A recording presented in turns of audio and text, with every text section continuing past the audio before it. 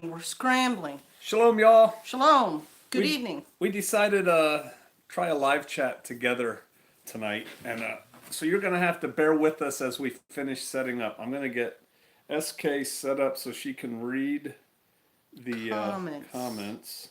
Because we want to see comments. Yeah, because we'd like this to be kind of back and forth kind of thing. All right, here we I can go. take this time to kind of get my hair set up. You look beautiful. Oh, thank you. All right, there we go. That's Two a lovely people? picture we took. Yeah, it's a great picture. There's two people watching so far. Who's watching? 3 people. I don't know. I don't have a list of Welcome everybody. to private chat. Jay Ontario. Shalom. Shalom, Jay. Chasing Life. Hey, how are you All doing, right, Chasing Life? Wait. Oh, there we go. Good afternoon, Sister NWA Prepper, Richard Wells. Hey, Trav. Hey, the gang's all here. Do do do do do do do do do do do do. All right, there you go. You can Okay. just do that, and then I'll do it on mine. There's Ken. All right. Oops, howdy. Just bear with us. I'm going to get my comments set up here so I can also see what y'all be saying. Right. We do have a plan for tonight. We are going to say something more than shalom. Yeah. Hi. Hi. All right, subscriptions. Dun, dun, dun, dun, dun, dun. All right, now I log in. Look at this. We have 3 phones. How 3 decadent. phones. One phone has more computing power than the lunar module. America. That's right. Okay. And your brain has way more computing power than any phone out there. Shalom, Sister Kate and Pastor Joe Fox. Hope y'all are well today. Been shelling peas today. Part of God's Can blessing. we take those Tracy. off of there, or that's just how It'll they're gonna disappear. No, it'll All right. disappear like that. Okay, so All right. now Right before we get started, I made lost- somebody laugh with this. What happened? I've lost my picture. I guess I gotta push that thing. There it is. Here it is. Okay. All right. I made somebody laugh on YouTube, or maybe on Patreon. I called this speaking fluid. It is speaking fluid. It's magic tongue loosener. The blackberry jam is great, Richard Wells said. Well, brother, I'm glad you like it. I think it's delicious myself, and I really like making it, and so I'm glad you like it. Shalom said I can see. Corona Leo too. Shalom, Corona Leo. I would like to take this opportunity to thank Sister Kate Ooh. for hosting us on her channel. Oh, you're welcome very much. You Thank know you. I like to have people talky time. I thought that I posted a video today you and I didn't even talk about. There was 2 tourists coming back to a nice hotel, I think a Hilton in Washington, D.C. DC, okay. Big And city. they happened to be white, and they were set upon by about 20 Utes Utes. right outside the door. Ooh, that's no good. Punch, knocked to the ground, kicked, like stomping his head into the concrete, kicked, like almost killed the guy. Ooh. The one guy escaped into the hotel, came back out, got beat up, went back in, Oh my goodness. and almost died. The one guy did. And so I talked about that. And so I guess the first thing we'll kind of talk about is security and those types of things. Okay. What do you think? I think we've had some very interesting stories about that sort of thing in big cities lately. So years ago, we were living in the Kansas City area, and there was a mall there. What was that mall called? Legends. Yeah, Legends. Nice upscale mall. But once the sun went down, the crowd changed, and it got a little difficult. And I eventually met somebody who worked security there, and he told me, no, I met a cop, and he told me that a lot of the crimes that happened after dark at this mall were not reported because they wanted to keep people coming to their mall. Mm. And back then, I did not have the gray. You should look at the people. I'm looking at the comments. Really? You're going to be our comment person? That's why you gave me this Who phone. just left? Bye, Travis. Bye, Trav. Northwest Arkansas Prepper had rookie training, so he had to go. Oh. All right. So I was younger, fitter, and I thought it might not go well if I was beset upon by a dozen teenagers if I ended up double tapping 3 of them in the chest. They would make the case you're a capable former Green Beret, killed these kids that didn't need to be killed. But at the same token, I fully realize that I could take a sock in the head from the back while I'm dealing with some, basketball player to the front. I'm knocked out, and then you and our daughters are at the mercy of a mob. Mobs are never good. Mobs are never good. And one thing that Pastor Joe always teaches in his security classes for women is don't be out at night in places where you shouldn't be. And there's a lot to that because mobs are very hard to control and they're a very modern thing. So what my plan was, and that's when I started carrying for the first time pepper spray, and I got pretty good pepper spray, Fox pepper spray, which at the time local law enforcement was using that, and I had a pretty big can of it, and I would carry it in my front pocket, in my offhand. So for me, in my right hand, and I figured at least I would be able to articulate if a group of kids came at me and I said, "Stop, back up," verbal, right? And then the pepper spray is out and I can spin in a circle and spray kids in the face because that's how they're going to be portrayed, right? Honor students. And if they keep coming, at that point, clearly they intend me grievous bodily harm, and that's when I would have to shoot people. That was my plan. Thank God we never had to do it because, as Sister Kate said, we didn't go out much at night. Yeah, Still don't. It's just a smart decision not to do that.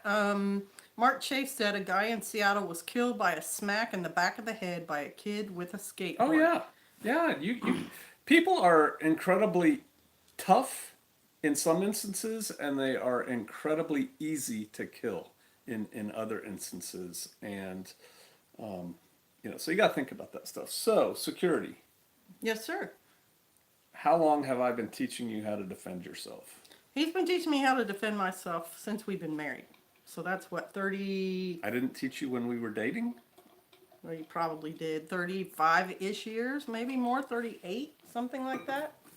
Long time. So in my military career, I went through various trainings and courses and things. And I would always come home and I'd have a new technique. And I'd say, "Hey, grab my hand, do this thing, or choke me in the back, or whatever." And then I would do it, and then I would do it to her and let her do it. You can talk about that. It would be so frustrating. I'd be doing something like trying to make dinner, and I'd be in there chopping vegetables, trying to set the table, and he'd grab me and say, "Hey, let's try this thing out. Just stand there while I do this thing, and then I want to see how to..." And it really got kind of annoying to me how often he would do it, but I didn't realize what he was doing was training me to be more alert and more aware. And if I'm, in my mind trying to set a table, to realize like that can be interrupted and I may have to go to the defensive mode. So I had taught Sister Kate a technique for when somebody comes up behind you and grabs you and they lift you up, how to defend against that. And this was about the last technique I pulled on her by surprise. Now, I'd already taught her what to do, but I came up to her and she was in the kitchen. And their first lesson point is never attack a woman in her kitchen. She was at the stove, and I came up and I grabbed her really tight, and I put on my mean voice, and I said, "What are you going to do now, huh?" Like that. And she looked at me like this very calmly. Do you remember what you said? You want the face full of the boiling hot oil, or do you want me to just stab you with this chef knife I've got in my other hand? And what kind of knives do I buy you for the kitchen? He buys me, hang on, what are they called? Henkel's, really good quality. But knives. More than that, Chef concept knives of the knives. Scanning knives, very sharp knives, very big. The knives I buy her are all good for self-defense, and they're all decent for going out in the woods and surviving and that kind of thing. So, yeah, she said, "What do you want me to do? Poke you in the face with this chef knife or throw this hot oil in your face and beat you to death with the frying pan?" And then I'm like, "Okay, we're done on that." But shooting. Yes, about I know shooting. how to shoot. I've been trained very well how to shoot. Were you trained very well how to shoot initially? I was trained very badly how to shoot initially. As a matter of fact, the first time I shot a .22 that a little kid down the street, not little, but a kid down the street taught me in Indiana, and very young, and that was fine. He's just like, "Do you want to learn how to shoot this thing?" And I was like, "Sure." And he showed me, and I was like, "Okay." So then, fast forward many years, I meet this guy, and he's like, "Well, what do you think about?" No, so here's what happened. She decided to tag along on an outing with me and a friend of mine from high school. And we were typical redneck type people back then. And I'm sure there was some alcohol involved. And he had a hand thrower, and we were throwing skeet and shooting at it with our shotguns with double aught buck. Matter of fact, 3-inch double aught buck, which is dumb. But that's what we were doing. And I just off the cuff said, "Do you want to shoot?" And Sister Kate, being game, said, "Sure." And really, you hadn't shot as a young adult at that point, right? I hadn't done any shooting since the very first time I shot in Indiana. So, gamely, she shoulders the rifle, she shoots, and it knocked her back about, what, 3 steps, and she spun around. At least she kept the gun up, and I grabbed the gun, and I'm like, "Whoa." And it was dumb because it hurt, right? It was no fun. It was no fun. There you go.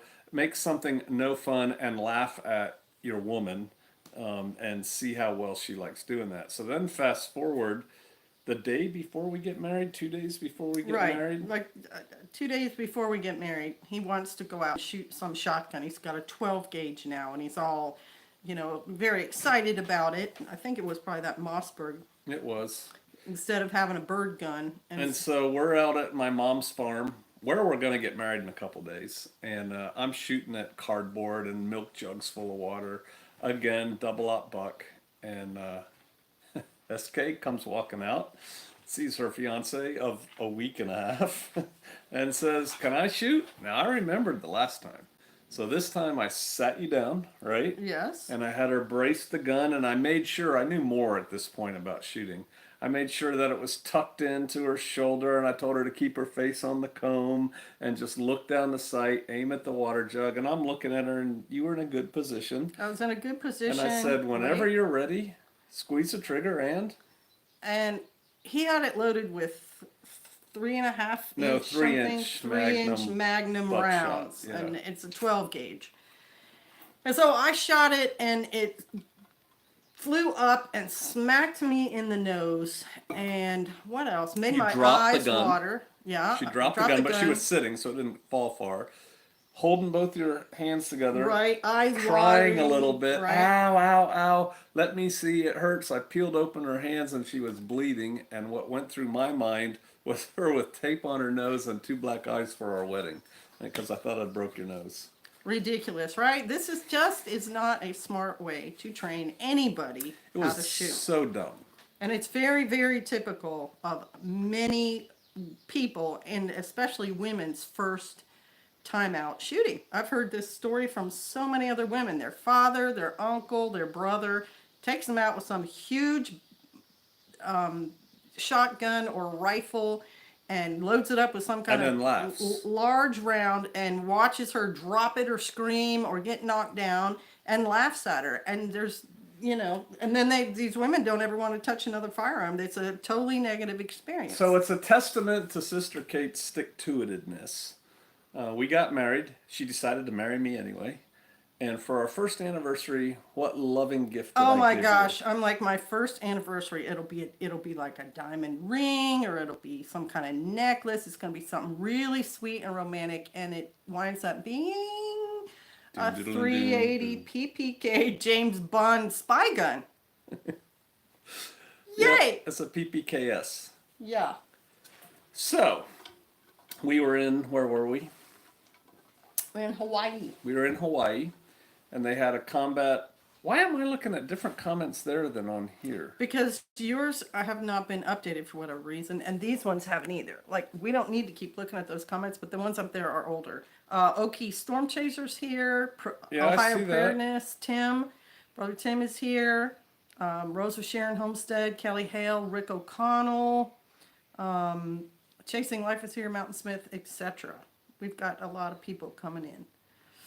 So anyway, we joined a combat handgun club that was very progressive in their outlook. They wanted women to shoot. They let her shoot her 380. What are you looking at? I'm just making sure I'm looking at the correct part of the... Yep, it's over there. Yeah, right there. And You got so good with your gun. What happened to it? You shot it so much. Do you remember? I wanted a bigger one. She That's all I broke the remember. she broke the double action on it, and so we turned it in, and they fixed it and polished the rails and for free in Alexandria when we That's moved right. there. And then you got tired of shooting 380, and you went to, 9mm, and then you went from 9 to, 45, and then you went from 45 to 9. so. And how many schools have you been sent to? I've been sent to 2 or 3 shooting schools, and I also went through the NRA instructor Curriculum. course. Yeah, like the teaching course, and then got certified as an NRA instructor. Right.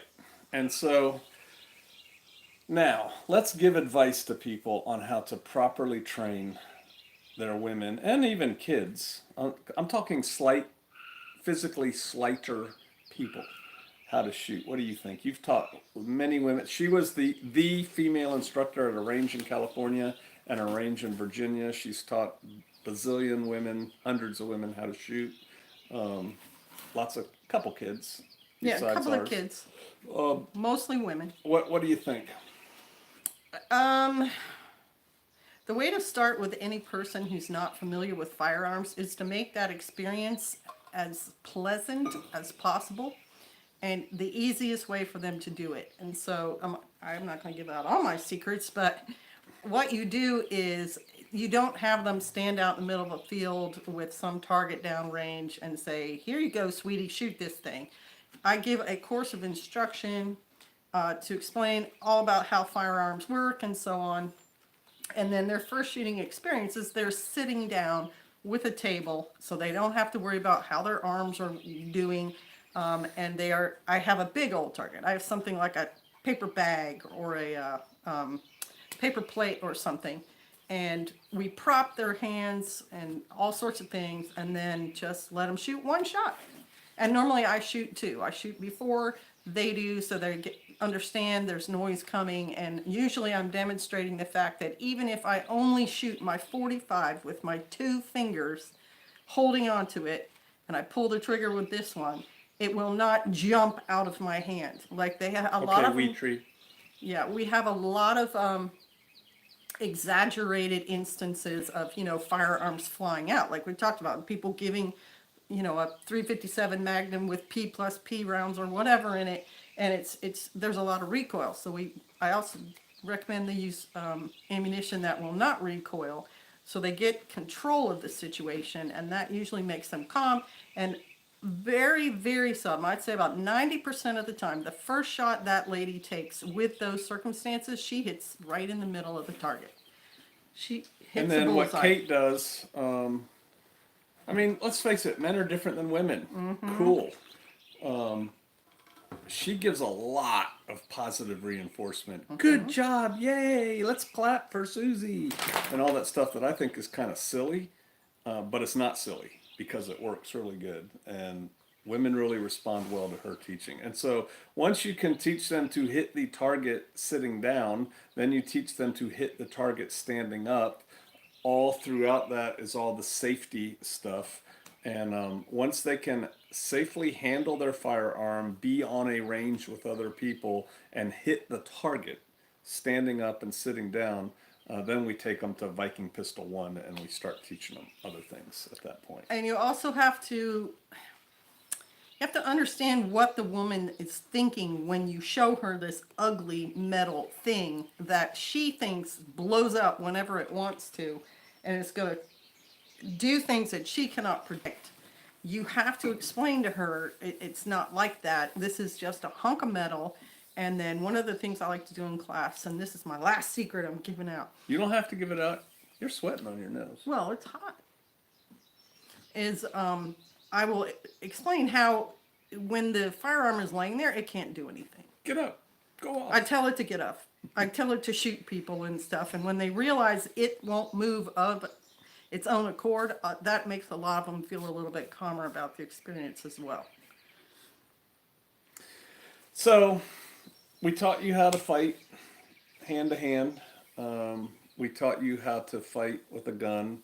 I learned Filipino martial arts, and I taught you some knife techniques. And just a little bit at a time. Can you go over the nurturer versus destroyer kind of mentality, men and women? Okay. Women are life givers. You know, we give birth, and so it's kind of ingrained in our DNA for us to be pro-life, if you want to call it that, positive. And a firearm is a life taker. You can kill a person with a firearm, and so there's a, I don't know, juxtaposition there, where you have to explain to the ladies, like I said, that this thing in itself is not going to take a life, and that in the proper hands and with the kind of teaching they were going to get, that they will be able to at least make some intelligent decisions on how they want to carry it, how they want to store it. And I explained to them too, if you're a lady and you do decide that you want to take on the responsibility of a firearm, that Hi, they Janice. have to mentally be ready for that. You don't take that decision lightly, but it is a decision that's your choice, kind of thing. Because you don't want to be the woman sitting there with the firearm and have the guy take it out of your hand. Once you're fully committed to defending yourself, take it seriously. So that's kind of all I wanted to talk about there. Is there anything else you want to add on that general subject of women's self-defense, from Sure. empty hand to knives to guns to sticks to... Sure. Here's the thing, ladies. Yes, your man, your covering, your spouse, your partner, it is his initial duty to look out for your safety. There's no doubt about that. But that doesn't mean you can't also do it. And there's nothing wrong with it. There's nothing to be afraid of. There's nothing to be ashamed of. You're not less of a woman if you decide you're going to get a little bit smarter about how to watch out for your own personal security. And think about this. How many of these guys are in line with you at 2 o'clock in the afternoon when you're in a Walmart? Right? Especially if you're still working. Probably zero. So you're there by yourself during the Hi, day. Can and Terry. And you're taking for granted that nothing bad's going to happen at that Walmart in the middle of the day, but anymore you can't count on that. And you could be there when some jihadi or methed out flock of person comes running in there screaming Flock of demon. and attack somebody, or even a guy in a woman domestic situation. There's been several instances where someone's out in a parking lot beating on some woman and she's screaming for help, and you may be the only one there who's got the training and the ability to help her out. And so think about that too. As a life protector, you can really help your fellow woman and other people during the day, by being trained and ready to take action. All right. Do you know TARS 45 ACP? No. Well, hello. Hello, TARS 45 ACP from Arizona. How's your temperatures these days? So Lena, is that Lena K? Uh-huh. She says she's dangerous with a weapon she can't see to save her life. Hey, I'm telling you, before I used to wear glasses, if you look at all my videos, I wore glasses like that. These are just reading glasses now. And if you took my glasses off or they fogged up or anything without my corrective lenses, man, I was almost blind. Like, I couldn't see anything. I had PRK laser surgery. It made a big difference in my life. And it wasn't that expensive. They charged at my clinic by how bad your eyes were. If your eyes were bad, you paid more than if your eyes weren't. And I had horrible eyes, and it was what, $3,200 to get both eyes done? Yes, to get both eyes done. I think that's pretty good for throwing away glasses and being able to see. Now I can kind of read without reading there's glasses. Brother Randy. But I need to wear them. And there's Kim. Shalom, Brother Randy. This old homestead, shalom. This old Look, homestead, everybody's here. shalom. Hey, welcome, fam bam. So there's that. You have to be able to defend yourself. When seconds count, the police are only minutes away. And one of the biggest parts about self-defense is awareness. And not getting caught in a position where you have to defend yourself. You try to avoid those situations all the time. And this is where guys with ego can get in trouble. You say something to me and you got your wife with you, and the next thing you know, bad things are happening. No, you just need to let stuff go. It's just not worth it. We used to go to a McDonald's near here to upload videos, and on 2 different occasions, the Hispanic people with all the tats on the face and the 13, they came in. We left. Immediately. It's like, I just do not want to get caught in a situation where we are going to have to shoot these people. That's just not good. So we left. You know, there's no ego. Yeah. There's no, you can't make me leave. This is America. It's just not worth it, man. It's not worth it. So you got to keep your head on a swivel. You should never, no one should be able to sneak up on you. And you should, and you have to practice this, go aggressive early. That video that we started out talking about, those guys were almost clueless, and the one guy put his hands up, but it was too late, and he didn't know much about self-defense because it wasn't a sucker punch that took him. The guy was standing right in front of him and just socked him. Pow! You know, you got to be ready to react. So I think I'm done talking about that. It's all negative. I don't want to go there anymore. Okay. Did you have something else you... I did. What else do you want to talk about, Pastor? So we're homesteaders. We're homesteaders. We're neo-pioneers. Neo-pioneers. We've had a lot of help from other people. We have. We've had a lot of help, and quite frankly, we couldn't have done it without that help, I don't think. But how hard or easy would it have been done to do it without each other on board? It would have been very hard, I think. We both pulled at the yoke at the same time because we were convinced the Holy Spirit and the Father wanted us to go in this direction. You got to be together if you're going to do something. I think almost anything. But if you're going to take on a life of hardship, and in a lot of ways, homesteading has hardships. Oh, it's got all kinds of hardships. Are you kidding? If you're going to do that, you both have to decide together the pluses outweigh the minuses. And there are minuses, though. You can't ignore them. Nope. And like Oops, sorry. earthquake, like Sister Kate said, you got to pull on that yoke together. Let's talk about, because you used to be a fairly liberated woman. Right? Pretty strong-minded, pretty independent-minded. You're still pretty strong-minded. I'm college educated. But let's talk about distribution of labor.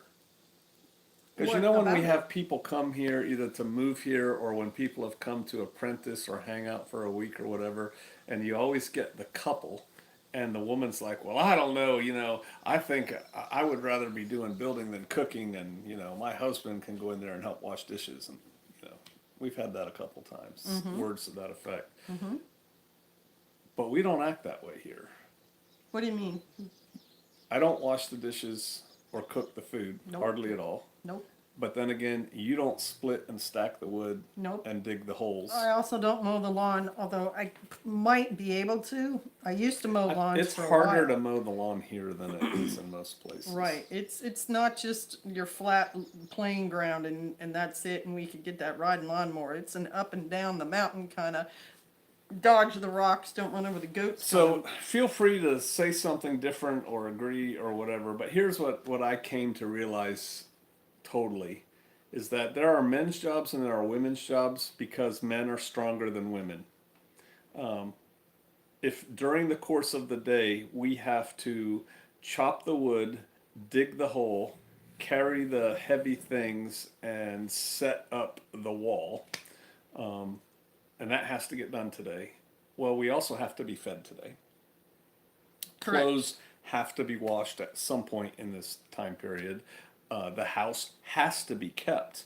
And so, yeah, I could come in and make the bed and sweep the floor and cook the eggs and wash the dishes. It wouldn't look as good as when Sister Kate does it, but I guess I could be trained to do that. But you could not lift as much stuff as me. You can't split as much wood as me. So for us to get stuff done in the most efficient manner, there's guys' jobs and girls' jobs, right? Right.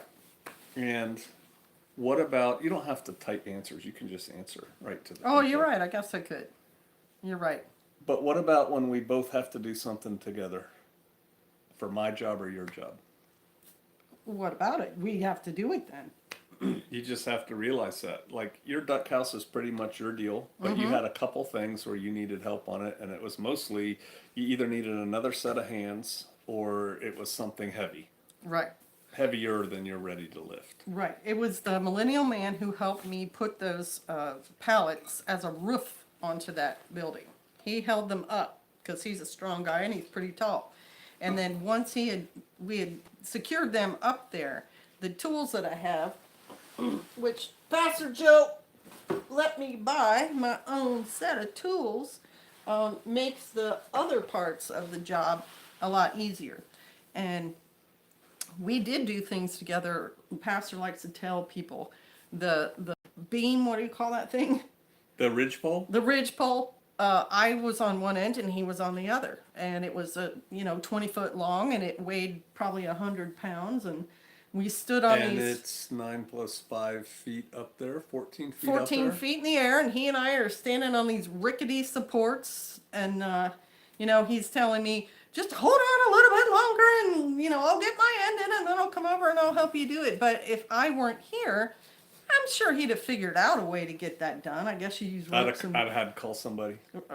or call another person to do it. But luckily, then. Hey, Biddy Boo. Hey, Betty Boo, nice to see you. Shalom, shalom. We were fit enough and whatever that we got that ridgepole up there. But there's also a line you draw. Because he was having us do something like that down in the basement with a big old heavy board, and it was Beam. It was balanced on a bucket on top of a ladder on That's top of terrible. a whatever, and I said, time out. Like, I am not willing to do this thing right here. We need to make this a little bit safer. But yeah, some of the things that are here on the land we do together because we have to. There's if you're going to pull one of those, well, I couldn't possibly do that, then you're not going to make as much progress. It's just that simple. Let's talk about growing food as we don't get to shop anymore. We're going to eat a lot less. We're going to lose a lot of weight. What aspect of that do you want to talk about? Well, right, this year we don't have a garden. Right. This year we have what's called the Shemitah Garden. It's a 7 year of rest for our land. So I guess the Revolting Man's here. Hey, Shalom, Revolting brother. Man, shalom. We did not plant anything in our garden this year. That does not mean we don't have things growing. No, what did you bring in today? I brought in a cucumber today because I think the Father is having mercy on us during this year, and there's volunteer plants out in that garden that I had no clue were going to be there. There were cucumbers and there were potatoes and turnips that came up anyway. And so Pastor Joe and I are not going to be canning anything like our tomatoes or our peppers or whatever that we've grown out there in the past. But we have enough things that are perennials that come up every year anyway, and enough things that are growing wild around here on the property, whether they were here initially or we brought them down here with us, that he and I, we have so much food, we could still be fine. But how much, if we could only eat that food out there and we were gardening, how much more time would we have to spend in our garden to ensure we had enough to eat? Oh, shoot. Yeah, a lot. Even though we have a back to Eden garden, parts of our garden, we've got like 5 sections, and at any time, 2 or 3 of them are starting to get overwhelmed by weeds. And with back to Eden, if you do it perfectly, that's not supposed to happen. But we always get started, and then we always slow down with our weeding and so on. And so, Because we have that luxury. well, yeah, we can sit around the air-conditioned house and, Now. watch our big screen TV and do all that stuff. No, our lives are very, very busy. And so the garden is never perfect. But when we have a garden going, there are several hours of each day that we're out there doing things in that garden. Right, and I've been talking on Patreon about those type, whatever your event is, where now the only food you're going to get is the food that you are growing. Because at some point your food storage is going to run out. And so you're going to have to produce food, and a huge part of that is, in those uncertain times, having security. you got to have security out there while you're doing it. You can't be looking down, pulling weeds, and looking around to see that nobody's sneaking up on you. And that's a big thing. You need people. You do, and we supplement our security here with 2 large dogs and 3 guineas, because the guineas will make a whole lot of noise, so will the dogs. Any homestead, you have geese, those things are good for security, and the livestock guardian dogs and so on, but those are just an alarm. The guinea cannot shoot. The guinea can't say over the radio, hey, somebody's coming, there's 6 guys, and they're this, that, or the other thing. People help. It really helps to have people. So how did we get people? We asked them to come. Then they came. What about when we lived in Kansas? Well, you organize situations. We had a church, and then the church was interested in certain things, and so we would say, hey, we're milking goats today. You want to come out and learn how to milk a goat? Or, hey, we're going to make jam today. You want to come out and learn how to make jam? You be proactive. If you're not going to be the one who's going to do the canning class, then be the one who goes to a canning class or joins a canning society. I'm going to segue off of that. I keep getting feedback from group leaders, crew leaders, mag leaders, leaders of people, and they have, how you hear that in any organization 10% of the people do all the work? Mm-hmm. That has held true for me in many organizations. 10% of the people are basically the go-getters and they do all the work, but the other 90% of the people can be counted on to show up at least. And I'm getting these reports from these team leaders who have these people who just don't show up and yet consider themselves part of the mag, the crew, the team, the group, the whatever, and they just can't get it together to get to these events. And some of these crews out there are having events every other week. Some are having them every week. And they're like, well, I had to take the girls to soccer, or, well, I had to do this, or, well, I had to do that. And if that happens every now and then, but you've already built up value with the group, that's okay. But like I've told people all the time, if you want to be what are you doing? I'm looking at the comments. If you want to be a part of Shofar Mountain, be a part of Shofar Mountain. If you want to be part of a group or a mag, be a part of the group or the mag. You have to go. And there's so many people that are like, is anybody in this county? In this county? I see those comments on my thing. Is anyone in this county? It's like, man, you have to be willing to drive, at least in the beginning parts. I'd say up to 3 hours. Well, we used to drive halfway across the country. He would drag us to these events. He would throw us and all the camping gear and everything, and we would drive 4 or 5 states away. So are you serious about it or not? Revolting Man brought up a really good point. What did he say? The thing with finding people is that most of us don't want to deal with people who are as flawed as we are ourselves.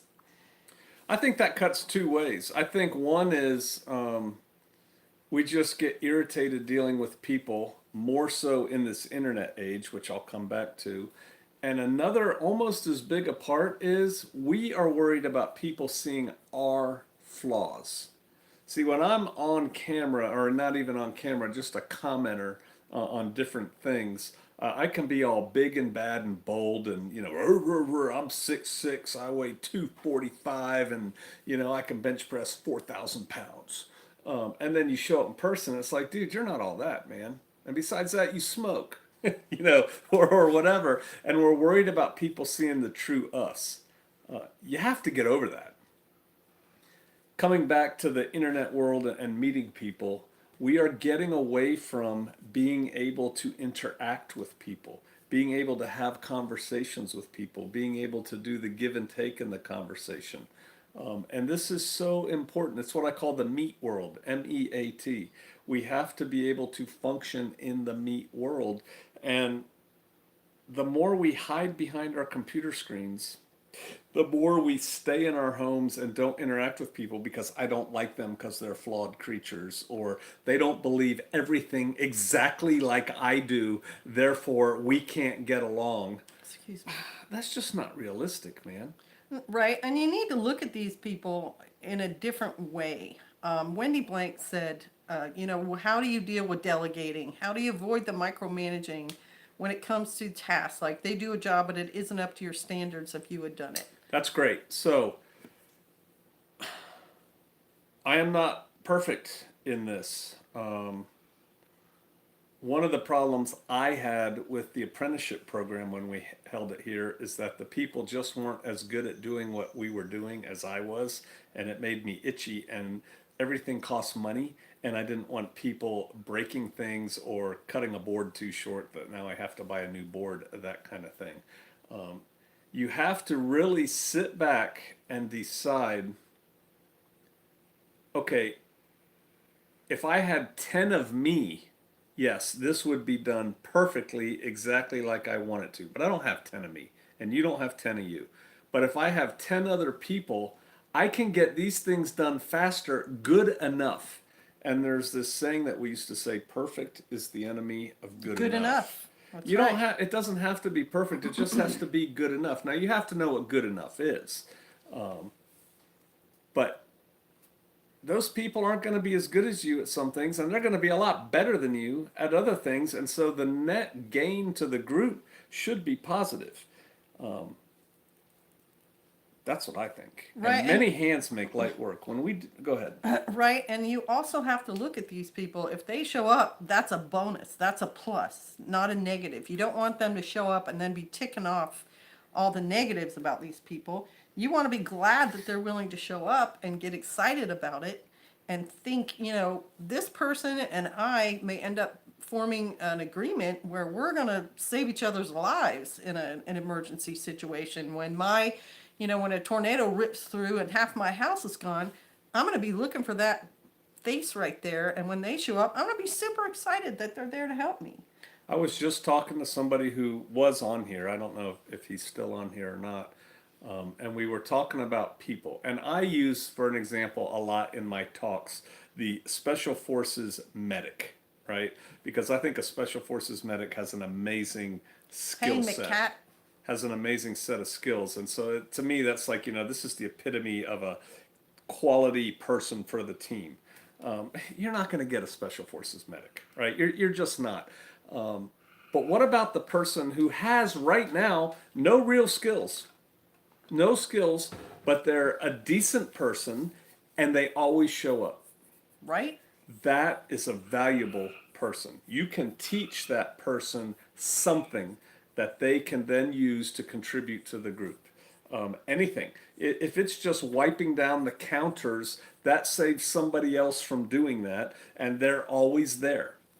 And that kind of brings this thing back full circle. If you want to play, you got to play. That's if you right. want to be part of the group, you got to be part of the group. Show up. Right. As far as leaders delegating and micromanaging, you don't give a man a job to do and then tell him how to do it. You can give a man a job to do and tell him what the standards are. This is what we need to have done when we're done. It needs to meet these standards. But you don't then tell them, no, don't do it like that, do it like this. People aren't going to listen to you anymore. They're not going to follow you. You have to let people have their head because, by and large, we're dealing with adults with life experiences and a whole life behind them, and they have worth. And so you have to let them do what they're doing. That's what I think. What do you think? Right. I agree. And another point I wanted to make is You could hear the tree frog? tree frog's too funny. If you come to some of these meetings and then you're one of the people who's going to Susie's got her ballet recital or whatever, get in the way of meeting with people who are willing to help you save your life at the end of the world. Your priorities are evident. Right, you have to turn that around and say, why would these people who have these skills that they're willing to share with me, why would they bother helping me if I won't bother to show up? You're basically saying, I think you're wonderful. Well, I don't really need you. Really? Well, it's going to be really hard to fight the hordes or to put your house back together all by your little self if an emergency happens. It really is difficult. So it is of value to show up to the meetings. It is of value to learn new skills. It is of value to teach new skills and to make your whole group stronger. And communication has to be two ways. You know, a lot of us are uncomfortable with other people. For those of you who have met me in group settings, you probably think I'm very comfortable in group settings and I'm just like, this is my environment and this is what I do. And how am I after we've been with a group for a while? He has to have a little downtime. He has to have a little quiet time. Because I'm an introvert, so I'm actually playing a role when I'm in front of people. And I just like, all right, let's be here, let's be in the moment, let's be present, let's engage. What I want to do, what I'd rather do, is sit in the back corner and just where I can see everybody and just watch everybody interact. And I see a lot of people like that at these meetings. And so, two sides of that coin. If you're that person, come out of your shell. Force yourself to talk to other people. And if you're a leader, or not even a leader, just another person, and you see somebody who's not talking to anybody, go talk to them nicely. You know, make them feel comfortable. It's what manners used to be. Right? Manners are all about making people feel comfortable. Manners are all about also dealing with people you're not sure if you like or not. You know, if you use your manners, right? You can talk to any person, and having someone speak to you with manners, like please and thank you and hello sir and how are you doing today and so on, disarms a lot of people who are feeling stressed and feeling defensive. It's way easier to get along with someone who's saying hello, welcome, you know, what's your name, where are you coming from, than someone who's in the corner like, don't touch me, don't talk We were to me. just at a thing where a few mags got together recently, and so we were there. And I'm Pastor Joe Fox, and this is Sister Kate, and people recognize us. And I wasn't in charge of this meeting, and so I purposely wasn't going to do anything to take over the meeting. Plus, it's nice, as I say, to sit in the third pew and watch. But I saw a woman there whose husband was on here a couple minutes ago. I'm not going to call him out by name in case they don't want to. But I saw her sitting there kind of all by herself and nobody was talking to her. And she was really quiet. And so I sat down across from her at this round table and I think I started talking about her purse. I was just trying to find a point of connection that would make her feel welcome and like, you know, I care about you as a person. As it turns out, it was her husband's bag because it was like yours, right? Right. Your purse. And they were cool people and I knew them off second-handedly another way. But I actually really enjoyed talking to them. And that's just because I saw this person who would rather be like me and sit back and not interact with anybody and just take it in. And I just made a little bit of effort to, hi, how you doing? Blah, blah, blah. And we ended up having a really good conversation. So Wes S is saying, please don't hurt me, Sister Kate. I'll be friendlier next time. We weren't talking about you, Wes. You were fine. You were plenty friendly, brother. Don't worry about it. So yeah, you got to play. You got to participate. And so many people don't even know who their neighbor is, and yet they still haven't invited their neighbor over to a barbecue. Right? Come on. You can do that. You can do that. A lot of people are wary. They're worried that you're going to sell your religion to them or something like that. Just don't go there. Just, you know, throw some burgers on the grill and, you know, have a good time and just talk and let them talk and talk about themselves a little bit. Right? Who doesn't want someone to be interested in them? Who doesn't want to have a friend? We all do. And the thing about all of us, you know, in this kind of preparedness homesteading circle is we do want to be part of a tribe. We do want to be part of a clan. We are part of a big old family, and we will be the ones who are helping the other homestead out should an emergency happen. And we are also the people who have the skills and are doing the things right now. We are of value. So there's no reason why we shouldn't be reaching out to each other and supporting each other. That just makes the most sense. Oh, E.E. Healy's on there too. Hey, E. Welcome. Terry Roper, where do you live, roughly?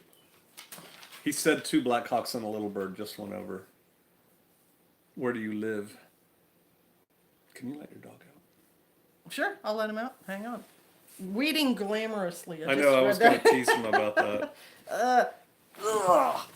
Oh my crikey. Hokey Storm Chaser. What are you doing? What are you doing?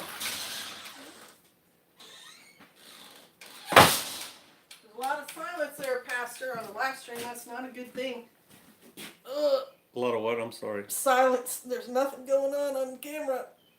There's nothing going on the camera except Pastor Joe's reading his Comments. comments. Hey, David. Oh, is there anything else you wanted to talk about? What, do you have an idea? Are you? I do. I was going to say, isn't it interesting that Paris is having 114-degree temperatures? Oh yeah, and somebody, I think Mark Chase, hey brother, asked me how's the air conditioner working. We haven't used it this week. It's been awesome. Haven't needed to. It's only, what have the highs been? Less than 85. Less than 85. I think today's high was 82 in the Ozarks in July. Get at it here. It should be, by rights, so much hotter here. And I feel like the Father is blessing people who are obedient to him and slamming Paris. Slamming them. Yeah, because they don't follow Bear. his laws. Is Bear here too? Yeah, he just showed up. Up, Shalom. Shalom, Bear. The revolting man is going to teach a weeding class by coming to your house and weeding your driveway. Oh, awesome. We've only got about half mile of driveway. Yeah, that would be good. I want to see him weed glamorously. I do too. I'm picturing him in like a, who was, Jeb Stewart. He wore the cavalry hat with the black, big the feather. black plume. Yeah, in big it. plume. That was rather glamorous. That's very dashing and striking. Yeah, you could come out here and do that. Oh yeah, weeds. Oh, that's one thing. We were talking about that on the other live feed, man. That's what the goats are for too. Help me take care of some of these weeds. We just found another weed today. We found another weed. It is a different kind of passion fruit. You found. There ain't no we in that. I don't have a mouse in my pocket. We have the yellowish ones that ripen here, and we've known that for years, but there's also little purple ones. And one of the weeds growing on our rocks outside our front door is that little passion fruit. So we're going to have two kinds here on the mountain in a Shemitah year. That's all I'd like to say about that. Hey, Revolting Man, I just saw that you were doing a video on an AK. Can you just say, do you like AKs? Thumbs up, thumbs down? I didn't get to watch it yet. Tucks weeding with a battle whacker. It's funny. All right. Oh, it's Hey, about to get real is here. Shalom, sister. What's going Have you on? attempted any new blacksmithing projects? I have not. I have been so busy. Blacksmithing is on a certain night of the week, and we were doing all the solar stuff, and I spent a week before that getting ready for that, and the week before that my dad was here, and I spent the week before that getting ready for my dad to come, and then I spent the week after recovering, and this week is supposed to be solar and wood, and I'm just working so hard that, come 7 o'clock at night on this particular night, man, I'm exhausted. And so no, I haven't yet. I still have 2 knives that I kind of have to finish. You want to hold forward? I can go get them and show them to people. Yeah, why don't you go get your knife? So I'm just reading y'all's comments. I'll go get them. I'll show them to you. I think I already did. I was laughing because I already showed them to people. They don't want to see them. you don't want to see him? You sure? I don't think they The want to see 'em revolting man's talking about weeding in a tux using a tomahawk. I think that'd be perfect. Hawks. That's right. Okay, and what else? What do you guys want to know? You have us both here together. What do you want to know? 10, you know how people do those videos? 10 questions. We answer 10 questions that we get. I wonder if half of those questions aren't just made up by the hosts. Shalom, Brother Roger. And they're like, is that our brother Roger? That's our Brother Hey. Roger. Oh, sorry, geek. And I think they make them up. But do you guys have some questions? Just because you ask it doesn't mean we'll necessarily answer it. But now's your chance. I mean, pretend you're sitting right here across from us in our lovely living room. What do you want to know? Westhold Ford, shalom. I know you have at least one good knife because he helped make it with you. Who? Westhold Forge. Brother Jeremiah. Oh, is that what he said? I Yeah. don't see it. I was going to say, I think I know who Westhold Forge is. Is You that know. his name? Yes. Yeah. Westhold Don't say Forge. his name. Don't say his name. Okay, we have another grandchild coming. We do. Any second now. Any day Any minute. now. Yeah. Any minute, within the next 3 weeks, that'll bring the grand total up to 4. From the one child. From the one child. Our daughters need to get busy, yo. Hey, they at least we're on the grandpa race. Where I look at it as like the one who has 20 is in the lead. We've got 4. That's better than 0. All right, Lena K wants to know how we came to faith. If we get 4 more people say yes, we'll tell you about that. Got to have 4 people say yes. That means you want to know too. Goats, please just. Where we'll be in 10 years. Best advice you can give a single guy in his late 30s. We got lots of yeses. Lots. Oh, we did? Yeah. So, Okay. all right, here's the deal. What is that thing? Tarkin escaped totally. That's a text from our daughter. Okay. When we got married, we were agnostic. We keep getting a text on our camera. Let's just ignore that. Yes, dear. We were agnostic, meaning Prove it. I believe there was a God, but whatever. Show me. Show me. Show I me. have other things to worry about. And you were raised I was raised Catholic, and then until how old? about 13, and then my father had passed away, and my brothers and my mother and I just stopped. It was mainly my brother saying, like, this religion does nothing for me. I'm not going anymore. And so I was raised by a family who we moved every 2 years all over the world. And we would usually go to church, I don't know, once a month, once every 2 or 3 months, because it was the right thing to do and it was the American thing to do. And I quit going to church because my family quit going to church. I don't know, 8th grade. And when we went, it was never important or a relationship or anything like that. It was just, get dressed up, don't squirm around in the pew or your dad's going to flick you on the ear, and we do the thing, shake the pastor's hand and go home.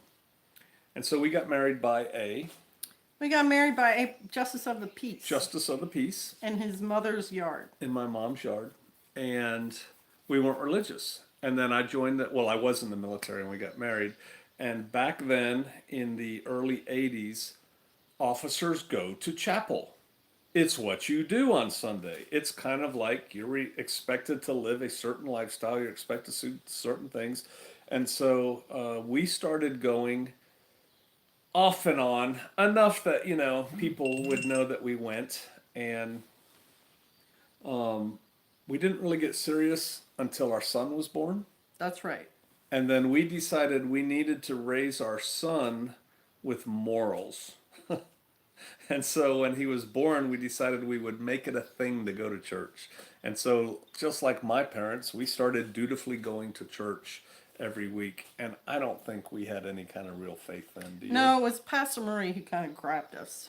Right. So then there was this pastor named Pastor Arnold Murray from the Shepherd's Chapel, and he had a show on like early in the morning on TV, 6 o'clock, 5 o'clock in the U.S., but in Hawaii it came on at noon, and I'd watch him when I came home for lunch. And he preached the Bible a lot like I preach the Bible today, word by word, precept upon precept, boom, boom, boom. If we start here, we're finishing here, we're starting there again next week. And that started working on us. And so the Father just started working on us a little bit at a time. And we got more and more serious as we went along.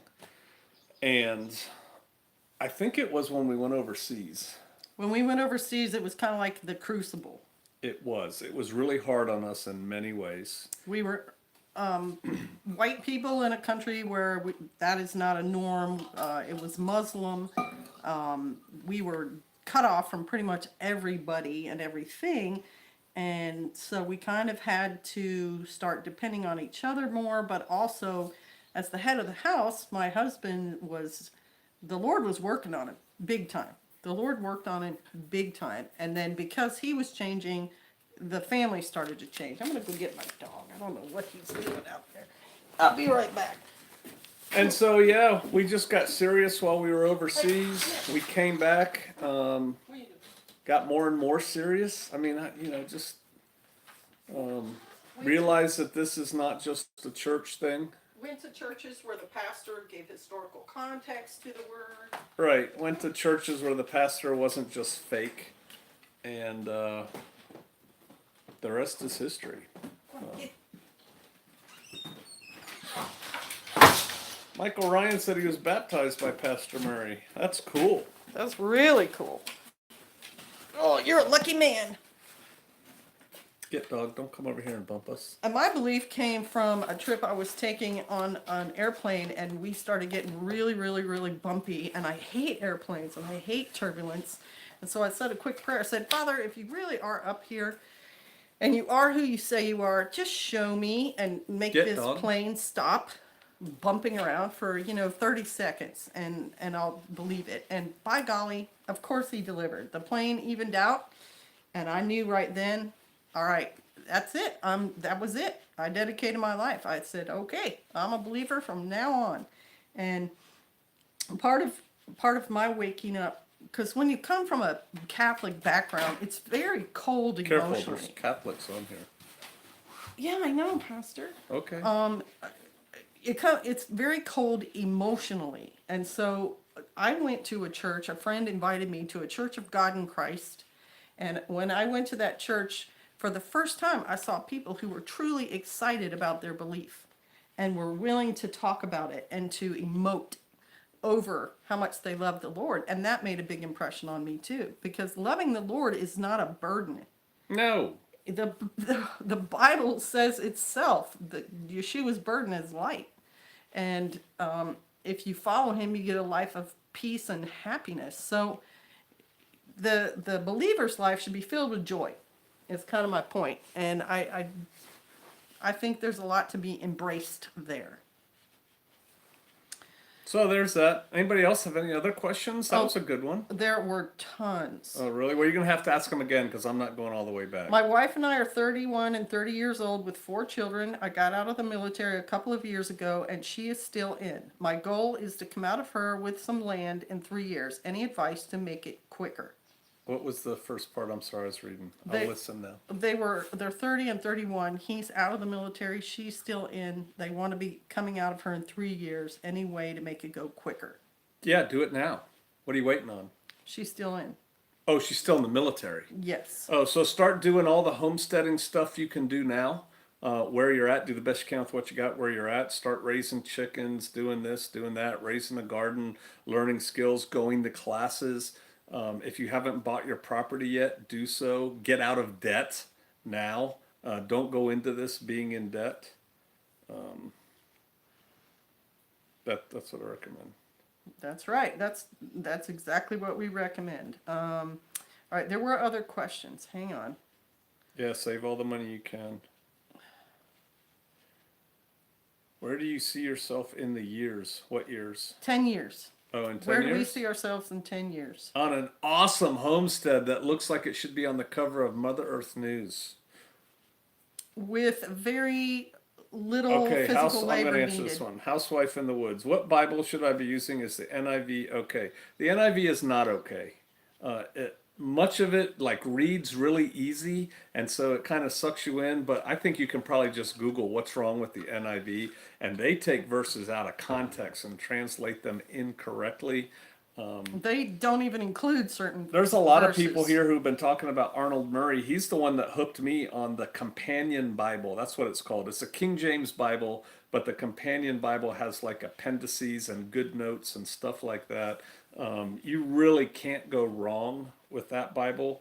That's the Bible we got all our kids. You and I have a couple versions of copies of it. It's very, very helpful. That's a really good Bible to study. I use a lot of different Bibles. Most of our congregation uses the Scriptures out of South Africa. Quite honestly, it's not as good as the Companion Bible, except that it translates some of the names correctly. Right. And it has some notes. But Here's another really good question from Sister Burdette. How do you reconcile disappointment when you are striving for Yah, but your leap of faith crashes? are you working for Yah or are you working for you? I mean, so we've done several things in our life probably not enough that we've turned it over to the Father. One of the first things I remember is when we were getting out of the military. We were renting our last duty station. We rented a house, and I knew that once we got out, I wanted to be buying a house. And so we looked at lots of houses, and we prayed, "Hey, Father, put us in the house you want us in." And we found the perfect house, and it didn't work out, and it fell through some nefarious things, and I was mad for about a day Very mad. until I remembered, hey, you turned it over to the Father, let the Father have it. And then he gave us High Prairie Acres, which was so much better.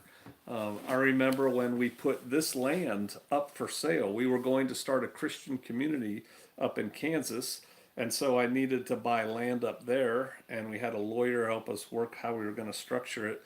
And we put this land up for sale, priced to sell, lower than all the other similar land around it. And I turned it over to the Father, and I said, "Father, if you want this land to sell it." And in 1 year, not one person looked at it. So was that failure? No, that was the Father wanting better things, different things for us, and we did it. My military career, I had plans where I wanted to go. They didn't quite work out like I initially planned it. And I'm really glad they didn't, or we wouldn't be having this conversation right now, and I wouldn't be sitting here. And so you either trust the Father or you don't. And things don't come crashing down. He has a reason for them. That's what I think. I have. Following Yeshua. Hey, Shalom, my brother. Shalom, shalom, brother. Bless you. We love you. From work. Awesome. That's a good job. Bless you. If you guys are not watching Following Yeshua, now's a good chance to click on his name, go to his channel, find it, and subscribe. Man, they put out good stuff. Yes, they do. Something else, Sister Burdette, that I would like to say about what your question was. It's a Christian thing, a Christian church thing, to think that everything is always little bunnies and rabbits all the time. And when you read the I'm word, gonna take this one after okay, you're done.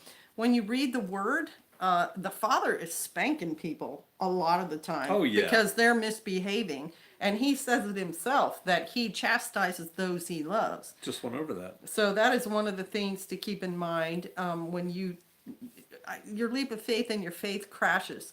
The other thing that you can keep in mind is near the end of the word, like in James, they're talking about these group of people who are in Jerusalem, and at the pool of Siloam, the tower of Siloam falls on them and kills them.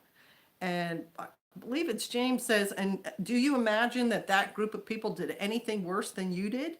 No, they just happened to be in the wrong place at the wrong time, and bad stuff happened. So be glad that your day has gone as well as it's gone, because things can go bad really fast, and your faith should not be based on, oh, I'm happy all the time, or I have expectations, or whatever. Your faith should just be based on that you know Yah is Lord, and that he has a plan for you.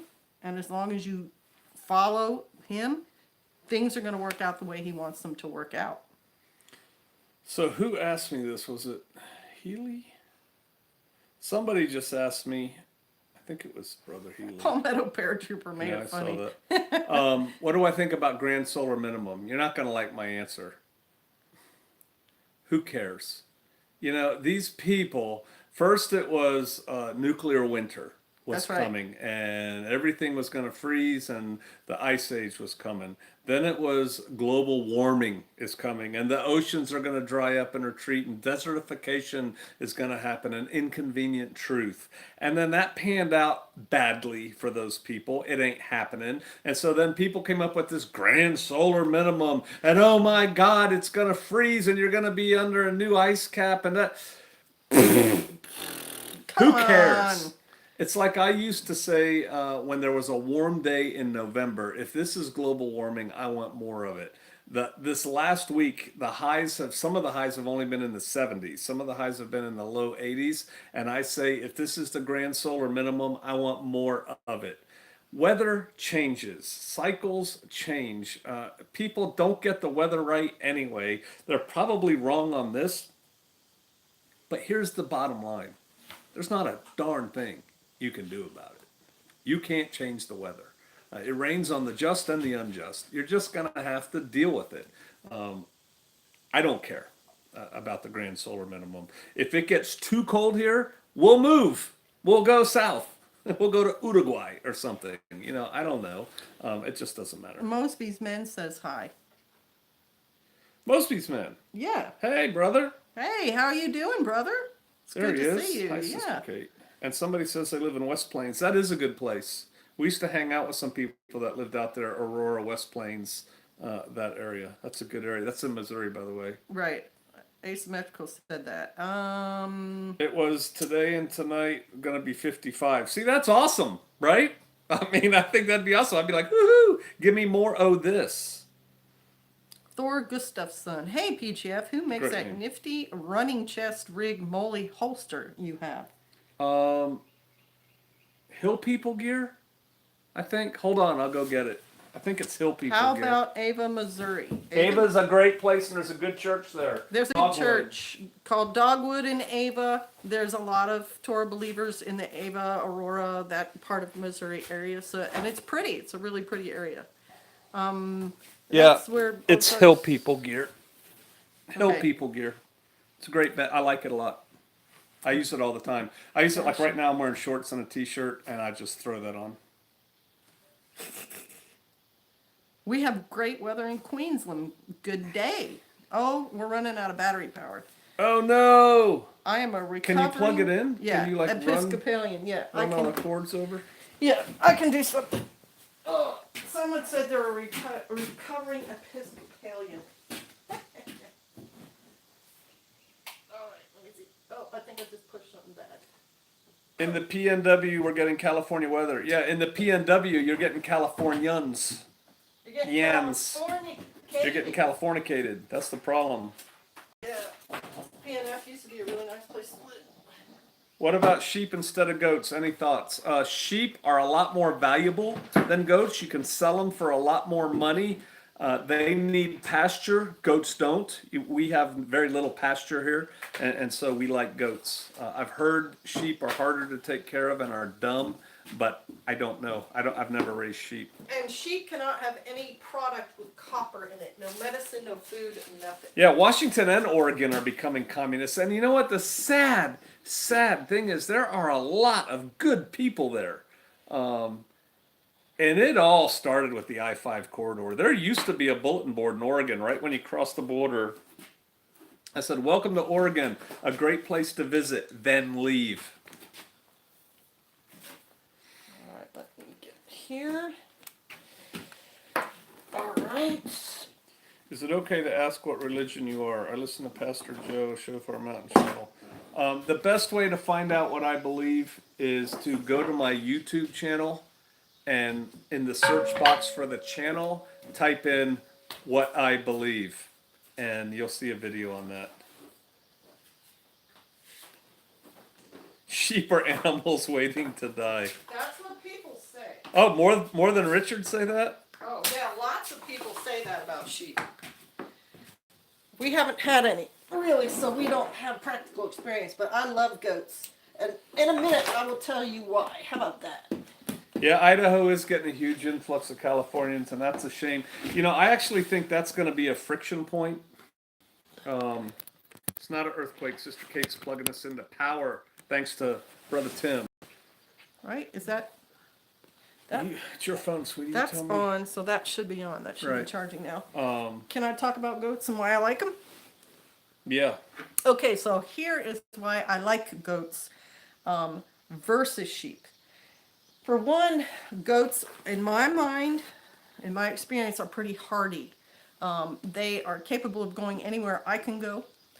The ones who have horns are actually going to be having some defense, you know, because sheep in general, if a predator comes, the sheep in general will just try to run away, whereas goats will stop and try to butt that thing. I'm not saying they're perfect at it, but they're pretty good at it. They don't seem to have birthing issues. I've had goats now 12 years or so, and I have only ever had one goat who had a problem, and that's because she was a much older goat with her birthing, and I was able to assist her. We didn't have to call a vet. So They don't seem to have any problems with that. Their milk is good. I made feta cheese, that was good. Make yogurt and all those things. I've taught several goats who've never been touched before how to be walked on a lead and to get milked and everything. And so in my mind, they just don't require as much care, as much specialized care as a sheep does. So that's it in a nutshell, because Pastor doesn't want me to talk too much. So if you are within 3 hours of Seattle, and I would say if you're within 5 hours of Seattle, you need to contact somebody jump in here, the Puget Sound Preparedness Network. Is that what you're calling yourselves now? Tim Dunnigan is kind of running it with lots of help from other people. You need to go and plug in because it works. It's a functioning system, and then you can go there and maybe meet other people that are closer to you and pull back and start your own thing and just keep touch with them every now and then. But if you guys who are in the Puget Sound Preparedness Network can put some contact info in the comments, that would be good. Isn't that the same place where Antifa is heavily represented?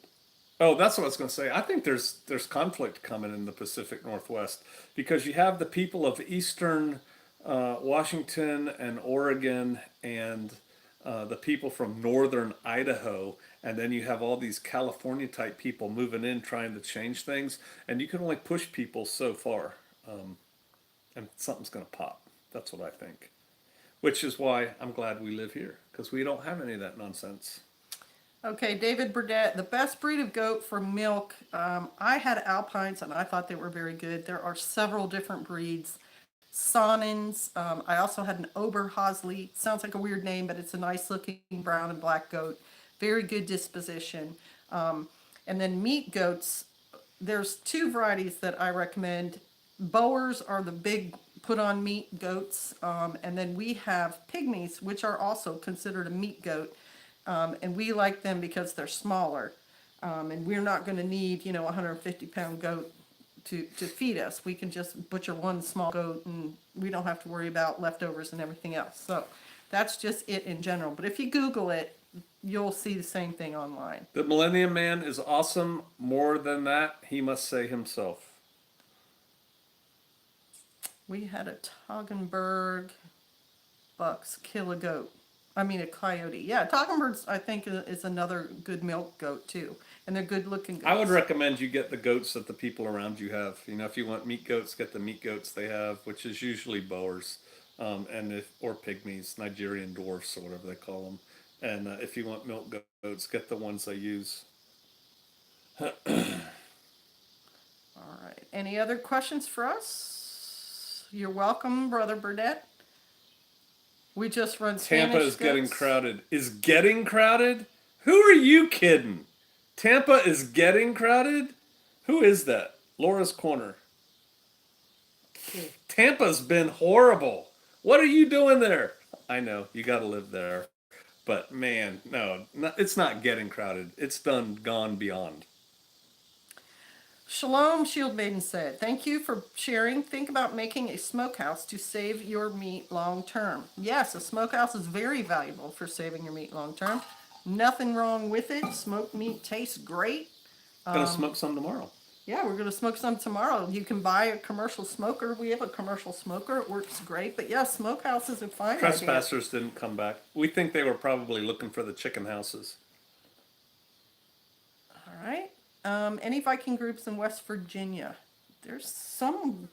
Oh yeah, there's a big Viking group in West Virginia. If you're on Patreon, you should know about it. And if not, I really can't say right now unless somebody's here. But we have a group in West Virginia. Have I ever made fruit leathers? We made fruit leathers kind of as a afterthought when we... Chicken Fried Mater met the runt from y'all's litter. Sweet dog, she's a coyote chaser. I'm sorry, go on. Oh, that's really cool. We made fruit leathers in a dehydrator after we had used the main fruit for jam or something. Oh yeah, I remember that. Yeah. We made jelly or something and we had a bunch of strawberries, something, or Cali? Yeah. Not that I know of. But yeah, fruit leathers are fine. Again, nothing wrong with dehydrated food. Dehydrated See, food is Zach, really good. I have to put. our Oh, staple crops, we're still working on that. Sister Kate grows awesome greens, but those aren't going to feed you all year. We're starting to do better on our orchard. I'm a good squash grower. I'm a great pepper grower, but again, peppers aren't going to feed you.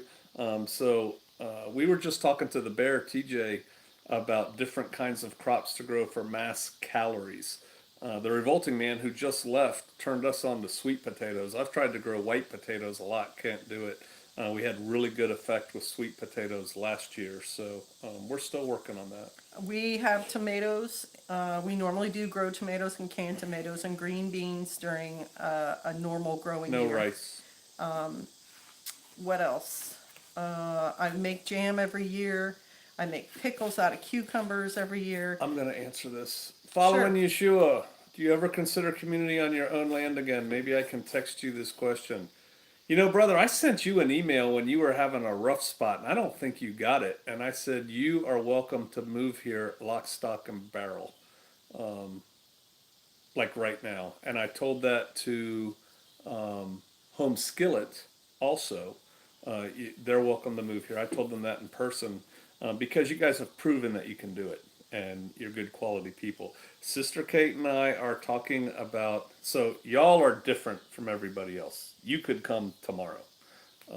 As far as opening it up to other people, we've been discussing this. That's just what I'll say about that right now. What are our top 5 foods to store up? Wheat, corn, rice, beans, Ketchup. spices. That ought to be a pretty straightforward answer for you, Miss Deb. Let me see. I've lost my picture again. Biddy Hump Boo Decor and more. I didn't think you did. I was kind of miffed at first. Actually, it was during a bad time. I was going through a bad time with somebody else who you know about, and I thought maybe you had, at the time, I thought, I didn't think that after the fact, that maybe you had chosen sides and you didn't want to talk to me anymore. And so I was kind of depressed. But yeah, because you guys were having a hard road. I don't remember what the specifics were, but it's like, man, just come here and do what you want to do here. And it's just like I told Home Skillet, keep your land. If it doesn't work, you can go back to it. You know, so yeah, if you're interested at all, give us a call. But I think you've been doing a lot of work on your place and you're pretty happy with it. But yeah. Corona Leo. I never hear anything about bugging out with special needs children. I have 5 kids and 2 with special needs. Well, that's a pretty straightforward answer, right? No. You don't think so? I think it's a very straightforward Here's answer. the deal. We don't have special needs kids. And I hate giving advice on things that I don't know. That's kind of what I was going to Oh, say. okay. I was going to say, you know best what your children need. And so if you are thinking of bugging out, plan your bug out around what they need as well as what you all need. And the same thing for your bug out location. What's the best place for you to move to? And then make your plans based on that. There's lots of fishing in the Ozarks. You can fish for anything. Well, you can even fish for trout. You can't fish for salmon. And I'm not. I think the trout might be stock trout. But yeah, there's lots of fishing. I can fish 2 miles from here. None ya biz. Hey, none you biz. All right, come on, give us a good question. You got us both sitting here. We're willing to talk. If you could ask Pastor Joe and Sister Kate any question, what would you ask them? Oh, Lena K. I heard about a group who lives in a community called 12 Tribes. Nah, We've researched 12 Tribes. we've been to 12 tribes, 2 different places. Here's what I say, and I mean this in all honesty, and I'm not going to go much deeper than this. It is my opinion they are a straight up cult. They're a good cult for a lot of people, and they do take care of people who have nothing to offer them. But it's a straight up cult. If you want your entire life controlled and Moved around. I would say run away. That's what I would say. Not able to stay in contact with your family. Yeah. Yeah, but I don't want to go deeper than that. No. Just we don't recommend it. PJF, would you baptize me? I don't know you. What are three of the biggest problems you still encounter while being off grid? We're dealing with them very quickly. What are our biggest problems? Problems. My biggest problem with being off grid right now I would know. be the water supply in my kitchen. I still have to hand get water to wash the dishes. And J. John's set us up with everything we need to pump water into the kitchen. It's on the list. My biggest problem is lack of internet. Good internet, where I can have like a workstation with my computer fired up and I can do all these things. That's my biggest one. There's a lot of questions here. Someone said they were in armor and artillery. Did your MOS give you better skills for your current life? Yeah. Yes, of course they did. And the fact that he was a Boy Scout leader and I was a Girl Scout leader. Lots of skills there too. We love y'all. Straightforward communications. Thank you. When is the next West patrol Plains class? is in the Ozarks. Next patrol class, Is that something you're all gonna do again? don't know. I'm giving those trainings, but it's to the Shofarians. I have no plans, no schedule to teach it to the general public. Guineas are not terribly tasty, but tastes much like pheasant, Grandma Ginger's farm. And the LL Bean cookbook has some good recipes for cooking pheasant. So if you're gonna And eat guineas. a guinea, Right. there's some good recipes in there, and they taste yummy. I have been invited to a local militia. Run away. What are warning signs I should look for while being interviewed and vetted? The fact that they call themselves a militia. Run away. A lot of them have, what do you call it? Special agents as members too, and they're Or just trying to confidential mislead. informants, Yeah. All right.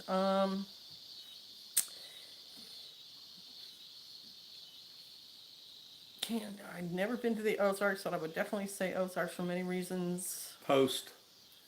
I'm getting out of the area in less than 2 months. Can't come soon enough. Hallelujah. Would I consider playing paintball? No. Your views on northern New Hampshire. I don't know anything about the Northeast. Having said that, There's a lot about New Hampshire that our daughter likes. yeah, our daughter likes, but I don't. It's on the wrong side of the Mississippi to begin with. But I don't know what I don't know, so maybe it's great. No state tax, lots of retirees. Look it up. Look on Google. Who just said they just installed water in the kitchen? It was life changing. Housewife in the woods. 4 Yeah, years right ago. now I'm the guy who carries the water in, and Sister Kate usually has to say, "Hey, I need water again." I'm terrible about keeping it stocked up. My damn channel. How you feeling, Sister Kate? I hope all is well. Yeah, I'm feeling pretty good. Last thing I did lately was fall down and cut my knee. And I'm about to put a video or some sort of thing up about that. I used the blue coat on it, and it did a great job healing it up. As we get older, what challenges have you encountered being off grid? Are being older. Joints, feet, backs, less muscle strength. Hey, look, let's face it. We're 57 now. Is that how old We are 57. Jeez.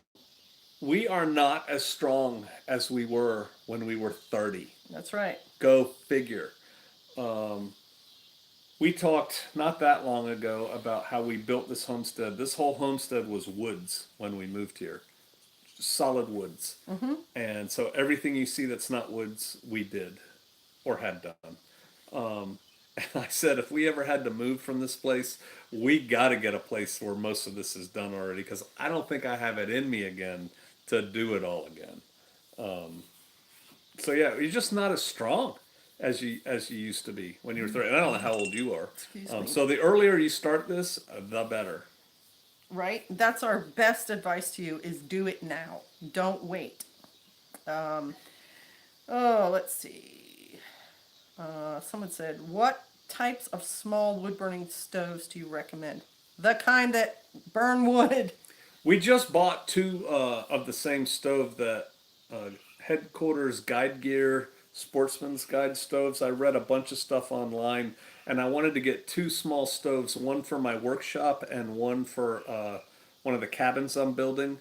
And it'll definitely work in the cabin, I'm thinking. And I'm not sure if it'll be big enough for the shop. And if it's not, I'll put it in the next cabin I build and get a bigger one for the shop. But we have a real wood stove that costs like $1,100 right here. And what are you doing? I'm trying to make sure that thing's definitely It's plugged charging. in. That's why it got brighter. It also said though that it's low battery, so. Huh. Well, if we go dead, it's because the battery Right. went out. Yeah, we've got it plugged in. Hopefully, let me check. You're something. welcome, Wire Dog. Oh, Jimbo Crawford said they're traveling around with their kids and then they're going to settle here too. Oh, yeah, that's on. So, what's going on there? Hey. Oh. Hey, you can do it when you're 60 and 70. I'm not going to quit. My dad is 81. My mom's 82. And they're both very active people, incredibly active. So we have good genetics, I think. I'm just saying it's not as easy as when you were 30. Right. Things take longer. You have to take more rest periods. When I get some of the young brothers out here and we're working, I no longer let my ego get in the way. I tell them, I'm going to go sit down on the porch for a while. And I sit down, catch my breath, drink some water, tell a story, and then we get back at it. And those guys, they could work all day long if they wanted Sure. to. Deborah E. said her hubby and she are in their 60s and 70s and they're just getting started homesteading. I certainly hope you found a place that already had some of the infrastructure and that you didn't try to do it from the bare Right, ground up, right. because that is just so much harder. Have you ever considered that the Comforter is a person? He will reprove the world of sin. Ben Yisrael, what is sin? Let's not go there with this one. It's totally up to you, Pastor. I pray for help curb my language since the military. Yeah, hey, Palmetto paratrooper, speaking of jumping, yeah, just wait till you get to be 50 something. Oh, I feel those jumps, every one of them in my knees. Sugar Creek Homestead in Tennessee. Hello, y'all. Hello, shalom. I have prayed for help curb my language since the military changed my language. Any suggestions? As the more passionate I get, I tend to speak poorly. There's a verse in the Word that says, well, it's curses, so it's a little different. But if you're someone who professes to be a believer, then your mouth should not be bad. Have you guys an AED? No. We don't. I have not heard of the Torah sisters.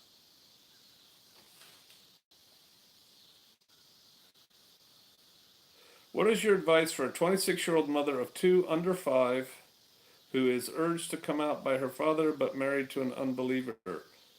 He is not the least bit interested. You're married to a man. You got to do what he wants to do. Stay yoked. And your example is will win him over to the Lord. Reverend 20 piece. I used to offer training to the public. It's not that I don't anymore. I just don't have time, or I don't take time. However you want to look at it. My days are full, and so when I do training, it is for the Shofarians and the Shofarians only. And yeah, I'm just not doing it. It takes a lot of time to do a class. There's the pre-class workup and the post-class recovery, and yeah, I just don't have the time right now. Okay, not going to answer that one right now. Went in through his, I hear the Bible tossed about and stuff. I didn't get the first part. What did I stumble upon? I hear Bible toss around and stuff. T-Walkie. We're just answering questions kind of as they come and as we see them. Do you believe in followers or men having 2 wives? We're not going to go there. I have an excellent sermon, if I do say so myself, on Shofar Mountain. Look, all you got to do is go to the Shofar Mountain YouTube channel and type in polygyny, Polygyny, and you'll know everything I think about it.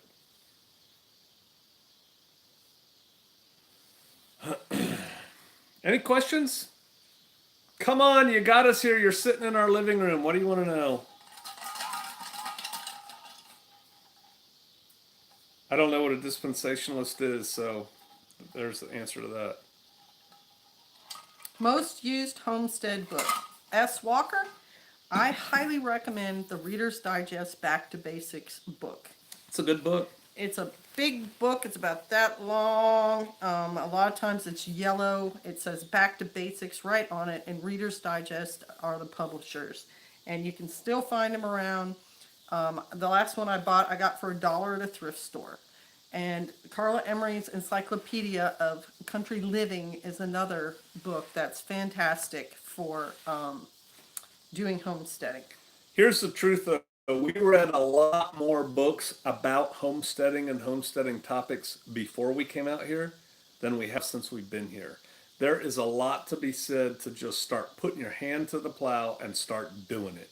And once we started doing that, we don't read that much anymore. I mean, I read the Bible and I read about one book at a time. We used to read about 6 books at a time.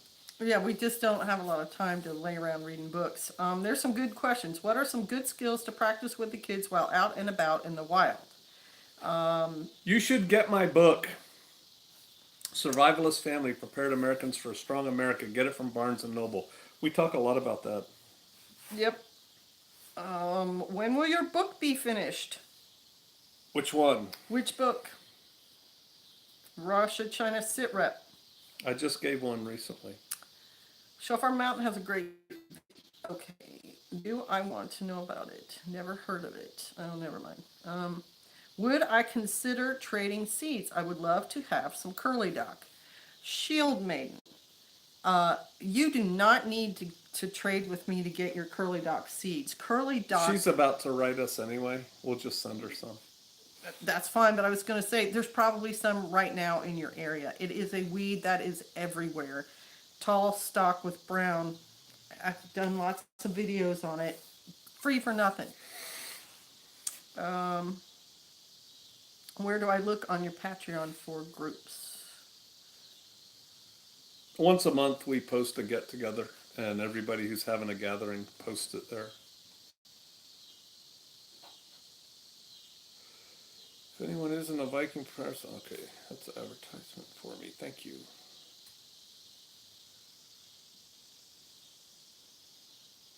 Do y'all really want to get biblical? I mean, I'm getting a lot of questions on that and not a lot of other ones.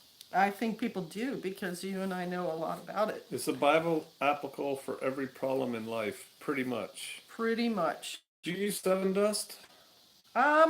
When I need to, when I'm in a desperate situation, I will use Seven Dust. I prefer to go out there and hand squish all the bugs, but sometimes they get away from me. Most important homestead tools: a wheelbarrow, a shovel, a mattock, a chainsaw, Trimmers, battery-powered drivers, ATV, a four-wheeler, and a pickup. hand tools. Hey, I'm going to go get the light and turn it on. Okay. Hand tools. Talk to Sister Kate. Yeah. Knives are very important. Axes, saws, Chainsaws, hammers. Hey, where's our light that goes in here? It's supposed to be on top of the refrigerator. S. Walker, I haven't said anything about it because I don't want to get people all worked up about it, but I plan on doing a homestead hint book, and in it I have lists of tools that I recommend. That's still a work. Don't, get super all, when is it coming out or anything like that, because I don't know, but I am working on it. Let's see what else you guys are asking. The Bible. Fridge, right? So this should work. Tiwaki recently bought their own house. Congratulations. I've been needing a wheelbarrow for 2 years. I just haven't had a way to transport it home. Come on, just strap it to the top of the car, PP. How about a bow saw? Yep. Yeah, I use a bow saw a lot. Yep. Do you two know anything about the giant hogweed? No. I think I know what giant hogweed is, and I think it's not a good thing. I also don't have any here, and I don't know if goats would eat it, but whenever you have a weed, that's my like fallback go-to to get rid of things. It's just get some goats and let them eat it all up. Pretty much, when is it not applicable? When is the Bible not applicable? Fixing your computer. Fixing your computer, not a whole lot in the Bible about that. Let's see. How do you keep your guineas from running away? You have to do it through training them because their natural instincts will kick in the older they get, and they will want to go up in trees.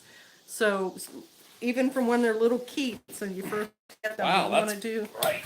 you want to do a lot of hands-on with them, and you want to train them to go in a coop, and then you have to be on top of it. You have to go out there every night and make sure they get in the coop. And I often bribe them. I'll throw grain in there.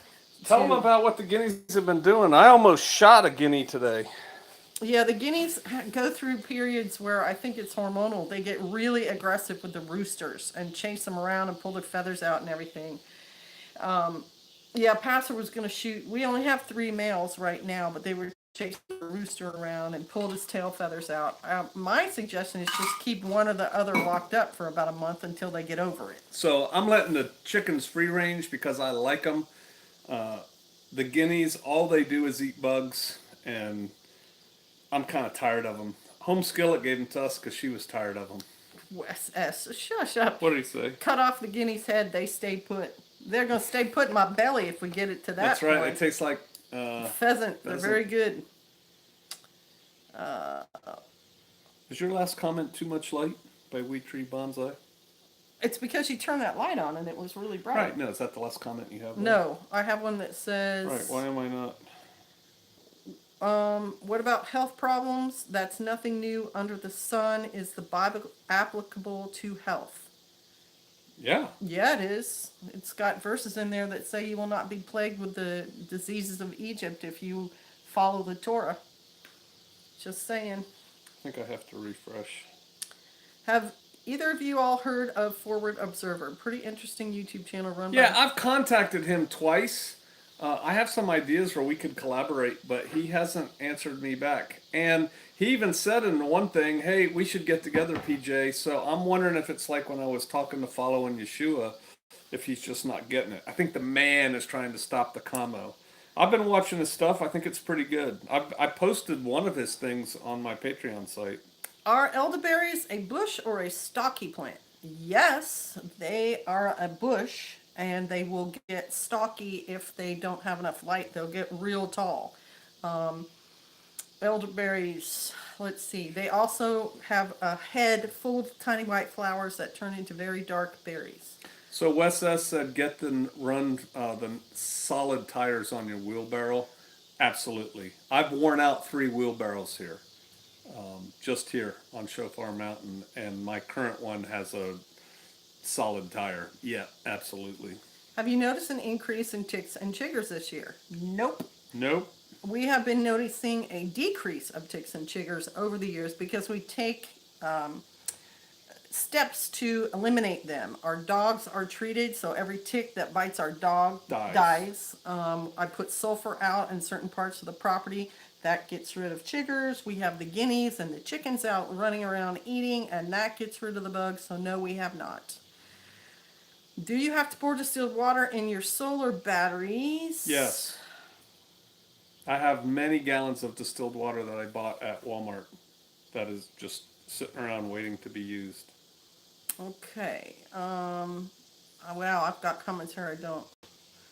Any comments on YouTube channel Parable of the Vine? Any knowledge of him or his teaching of Torah? Nope.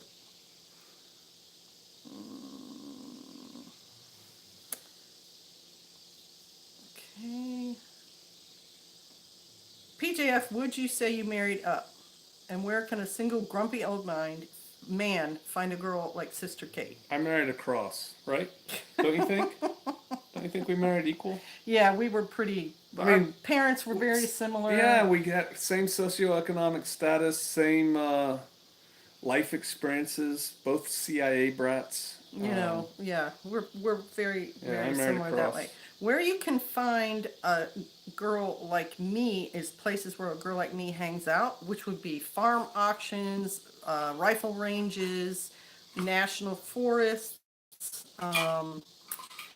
at your local TSC or farm co-op store. If there's a goat You know where you're group not in going to your find area, somebody like Sister Kate? On Tinder or in a bar or hanging out with your girlfriends. that's right. It's that head thing Yeah, on Facebook. right. That's No, where I'm not. I'm out doing go to things, church. farmy things. Elderberries are berries that ain't young no more. It's true. Kosher is Jewish, clean is biblical. That is correct. What? Just a comment someone had No, made. what did you just say? 'Cause that's Kosher is Jewish, oh, clean is. clean is biblical. Yes, that's true. That's true. Your favorite greens to grow? My favorite greens to grow. I like Swiss chard, I like kale, and I like turnip greens. And then I like natural greens. I like Swiss chard. Yeah. Uh, do you think that we are the bride or the body of Messiah? I go with the bride. We're gonna be the bride. And we're all part of the body, so it's kind of both.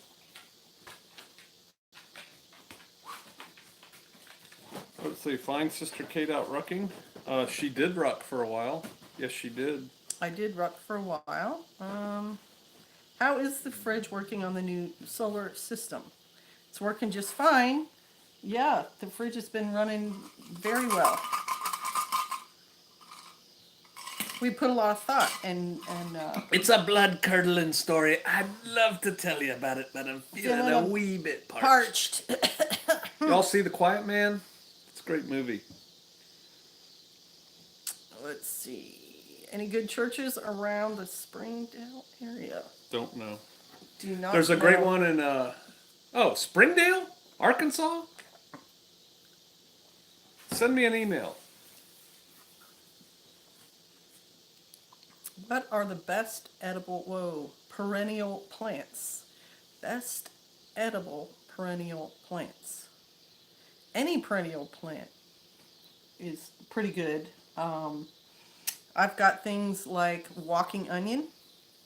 We have things like mustard greens that are perennials. They'll drop seeds and they'll grow more I mustard just today greens the was next taking year. care of that part of the garden, and I took the mustard seeds and because they're dry, Right. and I put them into the center so that they grow there. Right. So, doesn't kale and chard have a bitter taste? Not that I've noticed. When I cook kale and chard, I usually add stuff like butter and soy sauce, so I don't really get the taste. But I've had kale today. We had kale on our sandwiches, just like lettuce. Delicious. And I'm not necessarily against bitter. There's, they're sweet and sour, hot, bitter, and salty are the 5 main flavors, and I like all of them. And I think Pennsylvania Dutch cooking has it like all. Like Asian too. the hot endive salad, man, that was good. That my grandma used to make. Hey CM, shalom. Oh gosh, there went a How many comment. people are here? 131, 32. Okay, well then there's still enough people. Come on, what do you want to know? Any experience cooking with a Wonder Bag? No. No, I don't even know what it And is. using a scythe? Sort of, but We own a scythe, but we don't use it. We don't scythes have anything high enough. are pretty big. Talk and- about the comma that Right. Colorado Viking gave Right, us. Colorado Viking gave me a comma, and I held it up in my last live stream. It's a, Do you have it here? I was just looking for it, I can't see it. I don't know what I did, but it was probably still out on the porch. It's a smaller blade, and I used it to cut some of the perilla around here, the Korean sesame weed that I don't like, and it worked great. A scythe requires a lot more strength, and there's good videos online of people using them, and they work. I planted heirloom chives and onions, and they come up this year on their own. Yeah, chives are great. I love chives. Who did we say we were going to give some walking onions to? Oh my goodness. Donna was the last one I offered. No, we just talked to somebody about it because I said we'll give you some. We have walking onions that somebody gave us in Kansas, and those are awesome. I was out there today. We have a whole bed of onions. Did you do a video of your solar dehydrator, Pastor Joe? Yes. Sister Kate, maybe have a question and answer on the Bible as your next live stream. That's a suggestion. Somebody said, "How big is too big or too small for a community?" I don't think there's a number. You're not going to get too big, so there's that. And if you have two families, that's a great start. So, Feeding the dogs, dog food or rabbits or see something you, Rebecca. else? I'm sorry, what? Feeding the dogs, dog food or rabbits or something else? We right now feed our dogs dog food. We have a lot of it stored, and my intent is to restart my meat factory, which is my rabbit raising operation. I used to raise rabbits, we ate them, and I'm very good at it. We tried a different experiment where we kind of had them half wild. That didn't work out really well. But our plan is to start raising rabbits for the dogs to eat. It didn't work out well because the dogs jumped in and killed the rabbits. Otherwise, it was working okay. Any thoughts on sorghum? Sorghum is a great sugar substitute. You can I grow. know they're unclean, Ben, but so are dogs. I'm not eating the rabbits. The dogs are eating the rabbits. Right. Sorghum has a tall stalk, and you have to crush it and like boil it. But you can do it on a small operation too. So there's nothing wrong with sorghum. I think you should grow some. All right. Yeah, rabbit poop is awesome fertilizer. Do rabbits have enough protein content? For what? Sorry, I'm a little bit irritated with the question. I shouldn't be. That's not how you intended it. My apologies. It's not an all or nothing game, though. We have chickens. We have goats. We shoot deer. We catch fish. We have rabbits. It's all good. Recommendations on an Ozark real estate agency or agent? Nope. I hate real estate agents. I think they're horrible. They're the most unprofessional professionals out there. Just find the area you think you're interested in and then look it up. And there's a brother, Set Apart Homestead, who recommended a real estate agent for his area. So you can go to his video if you want. Walking onions, they increase the size of the onion patch as you harvest. Larvish Grumplebutt, if you want to, I don't like titles, so no, we're not Messianic Jews. If you go to my YouTube channel and search in that channel what I believe, that will tell you everything. Can you still eat a rabbit during the summer with the worms? There's a reason the Lord made rabbits unclean, and those worms are one of them. Yeah, you don't eat rabbits. Shouldn't be eating rabbits. Hi, I'm from Ireland. Damien McMullen. Well, welcome. So here, I'm from Ireland. Check out this story. My wife was studying Gaelic for a while. I had studied Afrikaans for a while. She was studying Gaelic. And then I had an opportunity to do a top secret debriefing of a police officer for MI5 who had worked undercover in Northern Ireland for several years. And so we were going to debrief him and find out some things that he had learned. And so I got with Sister Kate and I learned how to say, how do you do? And so I walk into the meeting because the IRA spoke Gaelic, right? And so I knew if this guy was undercover there for many years, he spoke Gaelic. And so I walked into the meeting. It was just me and him in a classified briefing facility. And I walked in. He's sitting there in a coat and tie. I'm in my military uniform. And I said, "Gimara ahu." And he just looked at me like a hog looking at a wristwatch. And I'm like, that didn't go over well. And so we had a talk for about an hour. Then we took a break. He went to the bathroom. We got coffee. When we came back, he goes, "So what was that you said when you walked in then?"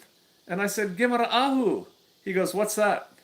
I said, "It's Gaelic for how you doing." He's like, "No." And then he told me what how you doing are in Irish Gaelic is. And then he goes, "Oh, that's Scottish Gaelic." I guess they're different. We didn't know. So there's my Irish story. How are things in Ireland? Are you having that same heat wave that Paris is having? Oh yeah, 108 London broil. Trying to type something here. Wait, I just saw someone following Yeshua. Wow, you guys are going fast. The problem with Arizona and New Mexico is what's that? Aditslan. The Mexicans are going to take it back over, and there's very little water there, and it's too hot. Damien says they had rain today. Well, that's good. Good. Anyone closest place to stay near Ava, Missouri? I would look What? up. What's the question? Dano is trying to find the closest place to stay if he wants to visit Ava. Just get on Google Just get on Google. and look it up. I don't know. I'm not that familiar with the area. Right, or check out your, Super 8 motel and see if there's one near there. I'm sure there's something in Ava. It's a pretty big city.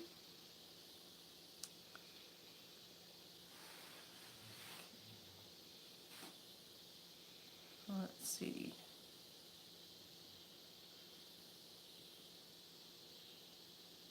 Well, you guys are cooking now. Anything you all need from Australia, seeds, etc. So I was working with the boys in Swanbourne. What was it called? Campbell Barracks, SAS in Australia. And I've been there for about 2.5 weeks, and I'm literally in the officer's mess getting ready to leave for my ride to the airport. And I'm talking to the fellas about my dogs, Rhodesian Ridgebacks, and how they cost at the time $700 a piece. Now they're $2,000, and they were American dollars. I'm like, yeah. They're like, man, you can get them here. And they pulled out a local paper from Perth, and in the classifieds, they had all kinds of Rhodesian Ridgebacks for sale for like 70 Australian dollars. And I wish I'd known that when I got there, because I could have arranged to ship them back with me, but I didn't. So yeah, if you want to bring us some Rhodesians, I would love to get some ginger plants, but I can probably plant ginger that we have here. Let's see. Speaking of Ireland, do you think things in this country will be like the Troubles soon? I hope not. Have you guys seen that movie, The Wind Shakes the Barley? Is that what it's called? The Wind That Shakes the Barley. The Wind That Shakes the Barley. It's about the early Troubles. It's a hard movie to watch. It is. It's terrible what they But went it's a through. good movie on guerrilla warfare. Would we ever get an Anatolian again? Yes. When I die, Sister Kate's getting 2 of them. Yes, and they will make hamburger out of anyone who comes visiting that I don't invite.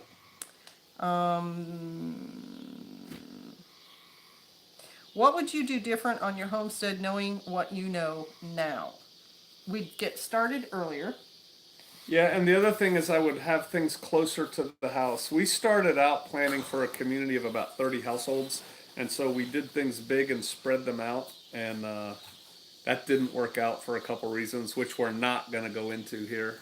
And so things were kind of spread out, and it really makes your day longer. It's better to keep things kind of close.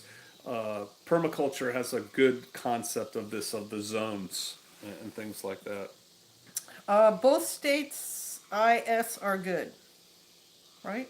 What?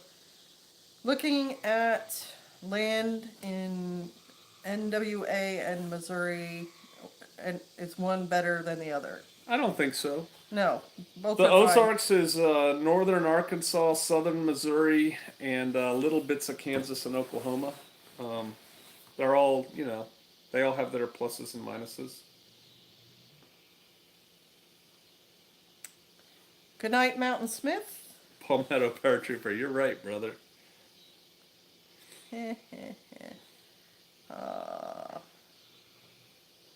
Sister Kate, Anatolians are wonderful. They are wonderful. However, some family groups of Anatolians can be very aggressive and bite people you don't want them to.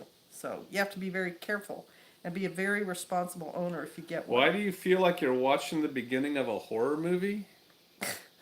I don't know. Why? Why do you feel that? Do you hear cicadas in the background? Yes, Yeah. you do. You probably hear frogs too, and toads and crickets, and we have all kinds of things here. No horror movies happening here. We have the protection of our Messiah, and I have 2 Rhodesian Ridgebacks. Okay. I hear banjos paddle faster. No kidding. As our daughter says, nobody ever wants to come where we are anyway. It's not like it's easy to get here. It's not easy to get here. It's not easy to be here for the average comfortable 21st century person. Brokahonis, that's an interesting name. Don't forget to show hospitality to Yeah. strangers.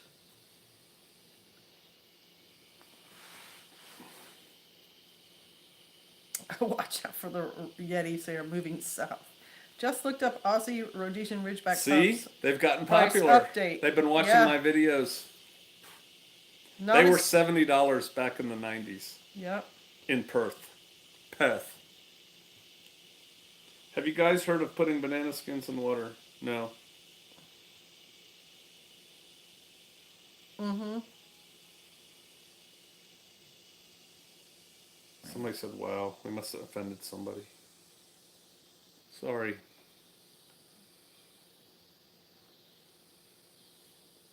I think Weed Tree's just been doing their job. God's good grace on the Glock. I think the Muslims have a saying, trust in Allah and keep a hidden pistol. Mixed breed's just as good, sure. Any dog who does what you want it to do and doesn't cause you a lot of problems is a good dog. Bless you, James. So, I guess we're kind of coming to the end. We're not really getting any questions. Okay. Don't want to bore you guys. I really don't want to do that. I just also don't want to leave you hanging. Ukrainians getting brave. Yeah, something just happened in Ukraine. They seized a Russian tanker, but they let the crew go. So not so big there. Not such a big deal. Big M. Oh, you want questions? Yeah, sure. Use this while Thank you, got Rebecca. us. Mike James, we already said Big M, we OPSEC, hadn't. bro.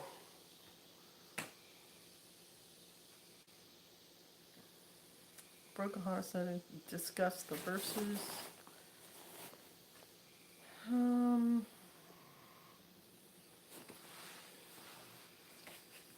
Don't know, Ben. Don't know. It's not apparent yet. Good night, chicken fried mater.